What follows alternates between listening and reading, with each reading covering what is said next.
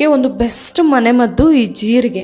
Gastric, ಎದೆ ಉರಿ, ಹೊಟ್ಟೆ ನೋವು, ಅಜೀರ್ಣ, ಯಾವುದೇ ರೀತಿಯ ಸಮಸ್ಯೆಗಳಿರಲಿ ಜೀರ್ಣಕ್ಕೆ ಸಂಬಂಧಪಟ್ಟಿದ್ದು ಎಲ್ಲದಕ್ಕೂ ಕೂಡ ಒಂದು ಬೆಸ್ಟ್ ಮನೆಮದ್ದು ಇದು.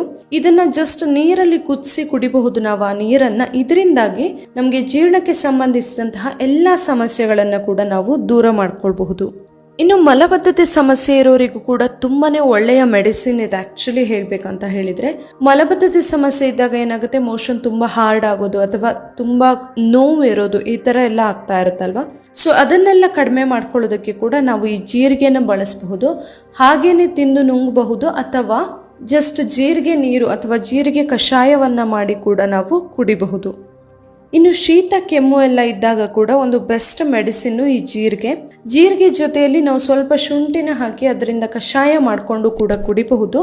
ಇದರಿಂದಾಗಿ ಶೀತ, ಕೆಮ್ಮು ಎಲ್ಲವೂ ಕೂಡ ಬೇಗನೆ ಕಂಟ್ರೋಲ್ಗೆ ಬರುತ್ತೆ. ಇನ್ನೊಂದು ಹೇಳಲೇಬೇಕು ಇದರ ಬೆನಿಫಿಟ್ ಅಂತ ಹೇಳಿದ್ರೆ, ಗರ್ಭಿಣಿ ಸ್ತ್ರೀಯರಿಗೆ, ಪ್ರೆಗ್ನೆಂಟ್ ಲೇಡೀಸ್ಗೆ ತುಂಬಾನೇ ಒಳ್ಳೆಯದು. ಪ್ರೆಗ್ನೆಂಟ್ ಇರುವಾಗ ಏನಾಗುತ್ತೆ, ತುಂಬಾ ಜನರಿಗೆ ಗ್ಯಾಸ್ಟ್ರಿಕ್ ಪ್ರಾಬ್ಲಮ್ ಎಲ್ಲ ತುಂಬಾನೇ ಇರುತ್ತೆ. ಹಾಗೇನೆ ಕಾನ್ಸ್ಟಿಪೇಷನ್ ಸ್ಟಾರ್ಟ್ ಆಗುತ್ತೆ. ಅದೇ ರೀತಿಯಲ್ಲಿ ವಾಂತಿ, ವಾಕರಿಕೆ ಎಲ್ಲ ಸಮಸ್ಯೆಗಳು ಇರುತ್ತೆ ಅಲ್ವಾ. ಸೊ ಇದೆಲ್ಲದಕ್ಕೂ ಕೂಡ ನಾವು ಒಂದು ಜೀರಿಗೆನ ಬೆಸ್ಟ್ ಮನೆಮದ್ದು ಅಂತ ಹೇಳಬಹುದು. ಹಾಗೇನೆ ಹೆರಿಗೆ ತುಂಬಾ ಈಸಿಯಾಗಿ ಆಗಬೇಕು, ಡೆಲಿವರಿ ತುಂಬಾ ಈಸಿಯಾಗಿ ಆಗ್ಬೇಕಂತಾದ್ರೆ ಕೂಡ ನಾವು ಪ್ರೆಗ್ನೆಂಟ್ ಇರುವಾಗ ಜೀರಿಗೆನ ಬಳಸೋದು ತುಂಬಾನೇ ಇಂಪಾರ್ಟೆಂಟ್ ಆಗಿರುತ್ತೆ. ಹಾಲಿಗೆ ಸ್ವಲ್ಪ ಜೀರಿಗೆ ಪೌಡರ್ನ ಹಾಗೆ ಕುಡಿಯೋದ್ರಿಂದ ಕೂಡ ನಮಗೆ ಇದರಿಂದ ಬೆನಿಫಿಟ್ ಸಿಗುತ್ತೆ. ಇನ್ನು ನಮ್ಮ ಇಮ್ಯುನಿಟಿ ಬೂಸ್ಟರ್ ಇದೆ. ಆಕ್ಚುಲಿ ನ್ಯಾಚುರಲ್ ಇಮ್ಯುನಿಟಿ ಬೂಸ್ಟರ್ ಅಂತ ಹೇಳ್ಬೋದು.